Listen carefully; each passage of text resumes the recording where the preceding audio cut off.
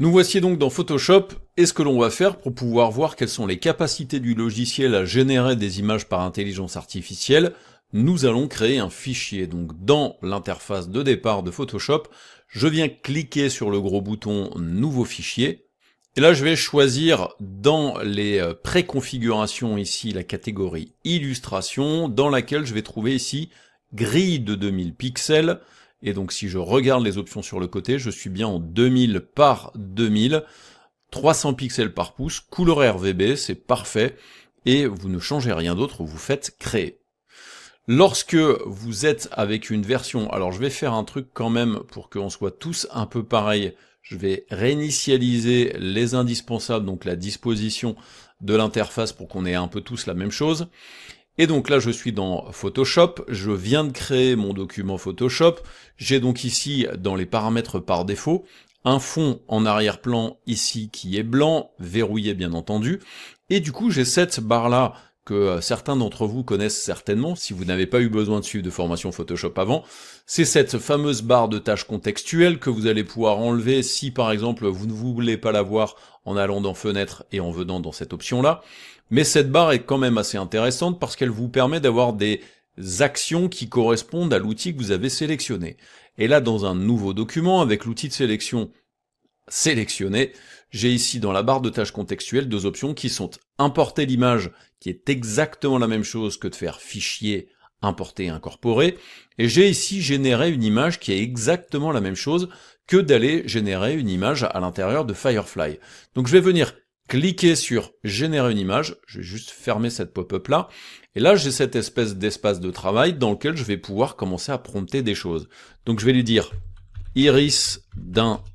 œil bleu, je vais lui dire éclairage spectaculaire,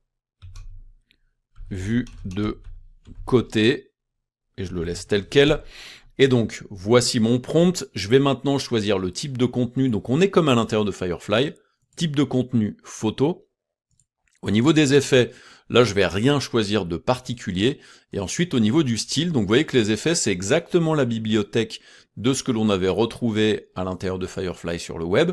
donc pas besoin de l'utiliser. J'ai ensuite ici le style image de référence qui va me permettre de venir choisir dans la bibliothèque la référence si je veux styliser un petit peu tout ça, et je peux bien entendu cliquer sur choisir une image, ça m'ouvre mon explorateur Windows en l'occurrence, et je peux aller chercher une image. Vous pouvez faire la même chose ici avec composition, si je viens cliquer là-dessus, ça me permet de choisir ici une référence de composition qu'on connaît déjà, puisque on l'a déjà utilisé dans Firefly, ou je peux choisir ici une image en ouvrant mon navigateur, en ouvrant mon explorateur. Donc là, j'ai pas besoin de composition, pas besoin de style, j'ai juste besoin en fait de mettre mon prompt et de choisir photo, et je vais maintenant cliquer sur générer. Donc là, comme c'est la première fois que je l'utilise dans cette nouvelle installation, il me demande d'accepter les conditions d'utilisation de l'IA générative, donc je fais d'accord, et là maintenant vous voyez que j'ai un petit slider qui me permet de voir le temps d'attente pour générer quelque chose à l'intérieur de Photoshop, et il me génère donc cet iris, donc c'est pas exactement ce que je voulais, mais du coup on voit quand même qu'il est capable de faire quelque chose, et lorsque vous avez quelque chose de généré, avec donc un calque génératif, donc son aspect ici c'est ce calque-là, avec cette espèce de petite vignette qui fait des petites étoiles, et si je regarde ce que j'ai à l'intérieur ici de ma barre de tâches contextuelles, ici j'ai mon prompt, alors là il a bougé mais je peux revenir ici, donc vous voyez qu'ici j'ai tout le prompt qui est présent, j'ai ensuite ici ce bouton là qui va me permettre de venir choisir des images de référence, donc référence stylistique ou référence de composition, j'ai ici la liste des différents effets, ok. Et ensuite, ici, dans les trois petits points, j'ai donc d'autres options qui sont spécifiques à la barre. Si je fais annuler comme ça, regardez ce qui se passe. Je reviens donc dans la barre ici en bas. Et là, regardez, j'ai ici deux petites flèches qui vont me permettre de venir sur les trois propositions qui ont été générées. C'est exactement la même chose que de venir ici dans la fenêtre de propriété. Donc regardez, dans la fenêtre de propriété, ici, j'ai mon prompt. J'ai ici l'icône qui va me permettre de choisir la référence stylistique ou la référence de composition. Ici, l'icône qui va me permettre de choisir la stylisation, que l'on connaît déjà. Et vous avez vu qu'aussi il y a aussi le type de contenu. Et ensuite ici, alors je vais écarter un petit peu tout ça ou réduire la fenêtre de couleur. Là ici, vous remarquez que j'ai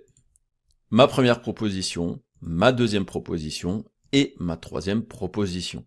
À l'intérieur de ces trois options, ici j'ai des petits points qui vont me permettre de générer des résultats similaires, supprimer un arrière-plan, etc., etc. J'ai la poubelle ici qui va me permettre de supprimer une proposition. Celle-ci est pas terrible par exemple, donc je peux cliquer là-dessus pour la supprimer, ce qui fait que ça me laisse encore deux variantes ici. Gros avantage effectivement de Photoshop, c'est que techniquement, à l'aide de Photoshop, vous n'êtes pas forcément obligé de passer par Firefly, vous pouvez très bien commencer à créer des choses à l'intérieur de Photoshop en utilisant l'espace génératif de la version standard. On va maintenant regarder qu'est-ce qui change avec la version bêta.